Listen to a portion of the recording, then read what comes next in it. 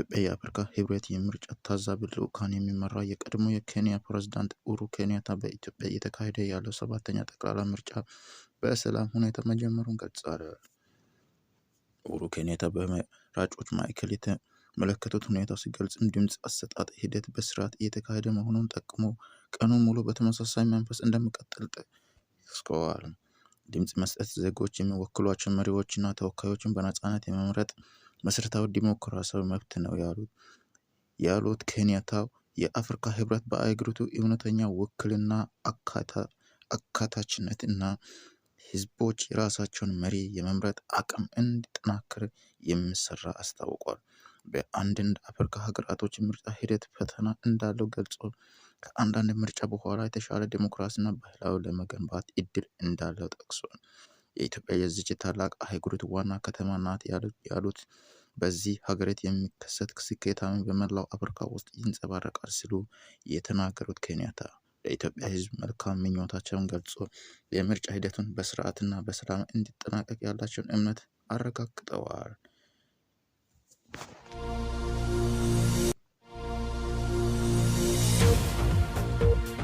ወደ ሌላ ዜና አለፈን። ጠቅላይ ሚኒስትር ዶክተር አብይ አህመድ ያከበሩን አክብረን የመረጠን ሰርተን የምናልፍበት ከሆነ ሁላችንም አሸናፊ እንሆናለን ሲሉ ገልጸዋል። ግንቦት 24 2018 ጠቅላይ ሚኒስትር አብይ አህመድ የ7ኛ ጠቅላላ ምርጫ በትውልድ ቀያቸው በሻሻ ድምፅ ሰጥተዋል። ጠቅላይ ሚኒስትሩን በወቅቱ ለመገናኛ ብዙሃን እንደገለጹት የኢትዮጵያ ህዝብ ከማለዳ ጀምሮ በመውጣት በሰልፍ ምርጫን እያካሄዱ ይገኛል። ይህን የሚሻው ለመምረጥ መካሪ እንዳያስፈለገ ማሳያ መሆኑን ተናግረዋል። እኔ ዛሬ የሚያሳስበኝ ከመራጩ በላይ ተመራጩ ነው ያሉት ጠቅላይ ሚኒስትሩ ይህ ህዝብ በቁርጠኝነት የሚሻውን ወስኖ በዲሞክራሲያዊ መንገድ ከመረጡ በኋላ የተመረጡት ሰዎች በዚህ ልክ ታምነው እጃቸው ልባቸው ንጹህ ሆኖ ደከመን ታከተን ሳይሉ ሰርተው የሀገር ታሪክን ለመቀየር የህዝብ ውለታን ለመክፈል ዝግጁነታቸው ምን ያክል ነው የሚል ነው ሲሉ ተናግረዋል። በምርጫ ሂደትም ያሸነፈ በታማኝነት ማገልገል፣ የተሸነፈ ደግሞ ውጤቱን በጸጋ መቀበል ነው እንደሚገባው አሳስበዋል።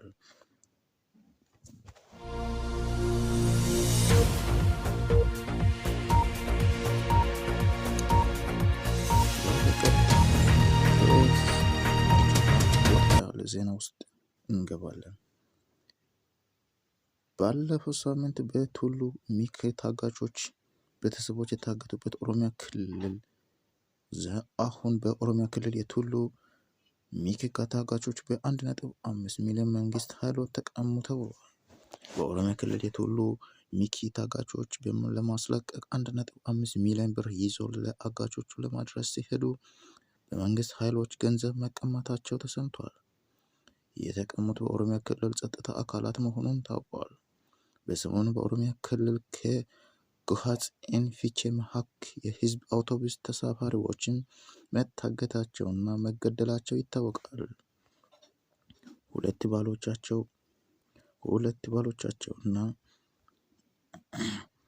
ሁለት ባሎቻቸውና አንድ ቤተሰብ የታገቱባቸው ሴቶች ለሶስቱ ታጋቾች ለማስለቀቅ 1.5 ሚሊዮን ብር ጠይቀዋል። አሰባስበውም ይዞ ለአጋቾች ለማድረስ ሲሄዱ በሰሜን ሸገር ስላሴ ዞን ደገም ወረዳ ያሉ የኦሮሚያ ክልል ህግ አካላት ብሩን ከአድራሾች ላይ በመቀማት እነሱን እስር ቤት አስገብተዋል ተብሏል። ይህ ያደረጉት የኦሮሚያ ክልል የጸጥታ አካላቶች ሲሆን የኦሮሚያ ፖሊስ ኮሚሽን ደገም የታሰሩት ለታጋቾቹ ማስለቀቂያ ብሩን ይዞ የተገኙ ልትለቁ እና ብሩን ሰጥታችሁ ከፍለን እንዲያስለቅቁ ማገዝ ሲገባቸው ያንን ማድረግ ሳትችሉ ከቀራችሁ ግን መታገታችሁ ህይወታችሁና በእገታችሁ ላይ የእናንተም እጅ እንዳለባቸው ግልጽ ይሆናል ማለት ነው።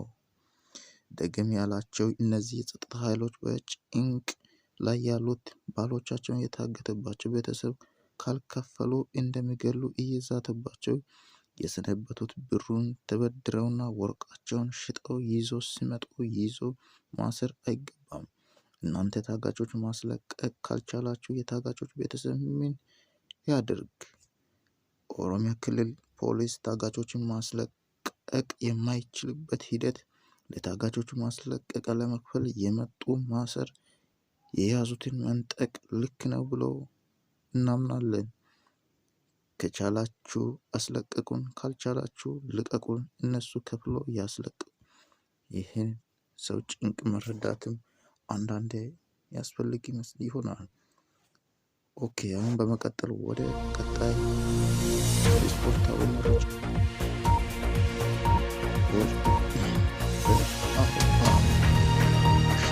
አሸናፊ ዋንጫ ሻምፒዮን ሊግ የዩሮፓ ሊግ ሻምፒዮኖች የሚያገናኘው የአውሮፓ አሸናፊ ዋንጫ ጨዋታ በፒኤስጂ እና አስቶን ቪላ መካከል ይካሄዳል።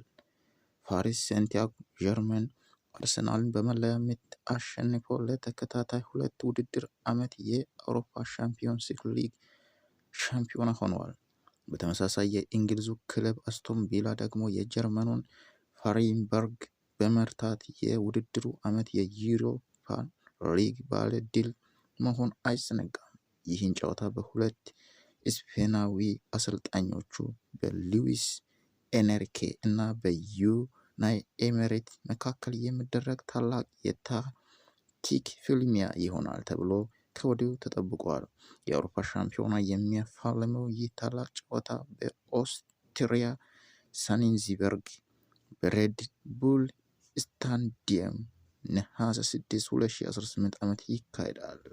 ይህን ታላቅ ጨዋታ ያው እግር ኳስ ተወዳጆች ያው በወዲሁ እንድታዩት ያው እንመኛለን። የዜና ቻናል ቲቪ ተከታታዮቻችን የዛሬ የነበረን ይህን ይመስላል። ትኩስና አዳዲስ መረጃዎችን ወደ እናንተ ሰዓታችሁን ጠብቆ ይቀርባል ማለት ነው። ጤና ይስጥልን። በሰላም ቆዩ። ቸር ሰንብቱ።